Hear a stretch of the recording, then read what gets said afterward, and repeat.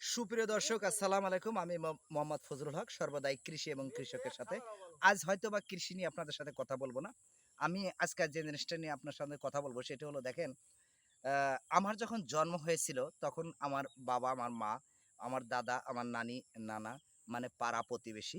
আমি যদি ছোট্টখাটো ভুল করেছি বা আ অন্য পথে চলেছি তখন বলছে যে, "ছোট মানুষ, ও বোঝে না, ওকে মাফ করে দেওয়া হোক।"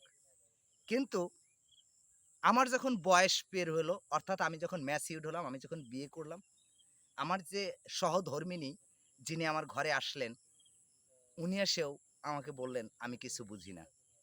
জাস্ট কিছুদিন পরেই আমার ফুটফুটে সন্তান হলো, মেয়ে, ছেলে। তারাও আস্তে, আস্তে ম্যাচিউরড হলো। তারাও বলতে লাগলো যে, "বাবা কিছু বোঝে না।"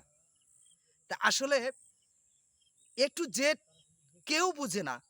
কিন্তু আমি বাবা হিসেবে আমি কিছু বুঝি না। অর্থাৎ আপনারা কি বলতে পারবেন যে আমার বোঝার বয়সটা কবে হবে? কারণ ওখানে দাদা-দাদি বলেছে, বাবা বলেছে, মা বলেছে, আমি বুঝি না।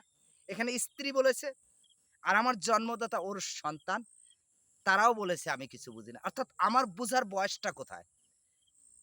আমার এই বুঝার বয়সটা আপনাদের কাছে জানতে চাই। আপনারা একটু জানাবেন প্লিজ। বিদায় নিচ্ছি। ভালো থাকবেন, সুস্থ থাকবেন কামনা করি।